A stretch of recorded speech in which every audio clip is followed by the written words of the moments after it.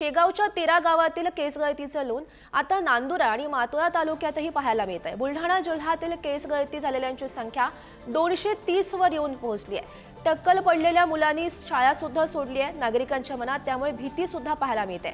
नागरिकांच्या मनात सामाजिक बहिष्काराची भीती पाहायला मिळते। शेगाव परिसरातील तरुण तरुणींच्या पित्यांना लग्नाची चिंता लागली आहे। जागतिक आरोग्य संघटनेच्या अधिकाऱ्यांना बोलावण्याची मागणी या निमित्तानं केली जाते। आणि या संदर्भात अधिकची माहिती जाणून घेऊयात। आमचे प्रतिनिधी संदीप वानखेडे सध्या आपल्या सोबत आहेत। संदीप, शेगावमध्ये हा प्रकार पाहायला मिळालेला होता। आता नांदुरा आणि मातोळामध्ये सुद्धा केस गळतीची संख्या आता झपाट्याने वाढताना पाहायला मिळते। गौरी, खरंच जवळजवळ 1 महिना या आजाराला होत चाललाय, मात्र अजूनही आरोग्य विभागाकडून याचं काय ते नेमकं निदान जे आहे ते लागलेलं नाही। अनेक पथकं जे आहेत आरोग्य विभागाची गावामध्ये पोहोचलेली आहेत आणि आता नुकतंच ICMRचं पथक जे आहे संशोधन करून त्या पथकाचे तज्ज्ञ जे आहे ते संशोधन करून आता चेन्नई आणि दिल्लीला परत गेलेले आहेत। 15 ते 1 महिन्याच्या 15 दिवस ते 1 महिन्याच्या आतमध्ये संपूर्ण अहवाल जे आहेत विविध प्रकारचे ते येण्याची अपेक्षा सध्या आहे। एकही अहवाल आलेला नाही आहे आणि अजूनही नेमकं निदान लागले नाही। यामुळे परिणाम असा झालाय की केस गळती झालेले टक्कल पडलेले मुलांना आता शाळेमध्ये जायला कुठेतरी संकोच करतायत आणि त्यांच्या शाळा देखील बंद होत आहेत। ज्या मुला मुलींचे संबंध जे आहेत लग्नासाठी ते आता मोठं त्रास या पालकांना होतोय। त्याचबरोबर जर बाजारपेठेमध्ये या गावातील नागरिक गेले तर त्यांच्यापासून कुठेतरी आपल्याला संसर्ग होईल अशी भीती इतर नागरिकांमध्ये निर्माण झालेली आहे। त्यामुळे आता एक वेगळंच वातावरण जे आहे हे या परिसरामध्ये पाहायला मिळते। शेगाव तालुक्यामध्ये याचा पूर्ण जो आहे तो हा आजार पाहायला मिळत होता। आता हाच आजार जो आहे मोताळा आणि नांदुरा तालुक्यातील काही गावांच्या नागरिक देखील या आजाराने बाधित झाल्याचं आपल्याला पाहायला मिळतंय। आता सर्वांचं लक्ष जे आहे, खरं तर आता ज्या नागरिकांचे की डोक्याची केस गळती झाली होती त्यांना पुन्हा केस यायला सुरुवात झालेली आहे, तेवढा दिलासा सध्या कुठेतरी नागरिकांना आहे। मात्र अजूनही नेमकं निदान लागलं नसल्याने शंका जी आहे लोकांचं संभ्रम जो आहे तो कायम आहे आणि सर्वांच्या नजरा ज्या आहेत आता ह्या ICMRच्या अहवालाकडे लागलेल्या आहेत। गौरी, हो संदीप, आपण पाहिलेलं होतं वैद्यकीय टीम जवळपास 3 वेळा या ठिकाणी आलेली होती।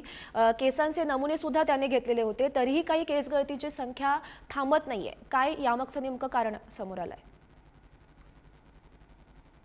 नमुने घेण्यात आले होते आणि त्यामध्ये क्षाराचं नायट्रेटचं प्रमाण मोठ्या प्रमाणात पाहायला मिळालं। त्यामुळे या पाण्यामुळे केस गळती होती की काय असा प्रश्न जो आहे तो नागरिकांना पडला होता, संशय व्यक्त केला जात होता। आणि खऱ्या अर्थाने आरोग्य विभागाचा प्राथमिक अहवाल जो होता किंवा प्राथमिक अंदाज जो होता हा फंगल इन्फेक्शनचा होता। मात्र स्किन बायोप्सी टेस्ट जे आहे त्याचा रिपोर्ट आला, त्याच्यानंतर पाण्याचेही काही अहवाल आहेत ते तपासणी अहवाल आले। मात्र त्याच्यामुळे पाण्यापासूनही हा आजार होत नाही आणि फंगल इन्फेक्शनही नाही असंही त्या अहवालातून स्पष्ट झालं होतं। मात्र कशामुळे हा आजार होतो हे अजूनही स्पष्ट झालेलं नाही। सध्या तरी आता जे अहवाल यायचे आहेत आता ICMRच्या अहवालाकडेच खऱ्या अर्थानं लक्ष लागलेलं आहे। त्यामुळे निश्चित हा फंगल इन्फेक्शनही नाही आणि पाण्यापासूनही आजार होत नाही। त्यामुळे अजूनही जो आहे ती शंका नागरिकांची बळावलेली आहे। हो नक्कीच संदीप, धन्यवाद दिलेल्या या सविस्तर माहितीसाठी। तर केस गळती झालेल्या काही रुग्णांमध्ये पुन्हा नव्यानं केस येण्यास सुरुवात झाल्याचं पाहायला मिळत आहे। आयुर्वेद संशोधन केंद्रातील तज्ज्ञांनी ही माहिती दिली। औषधोपचाराला सकारात्मक प्रतिसाद मिळत असल्याची तज्ज्ञांनी माहिती दिली आहे। केस गळतीचं नेमकं कारण समजण्यास अजून काही दिवस लागणार अशी ही माहिती तज्ज्ञांकडून समोर येते आहे।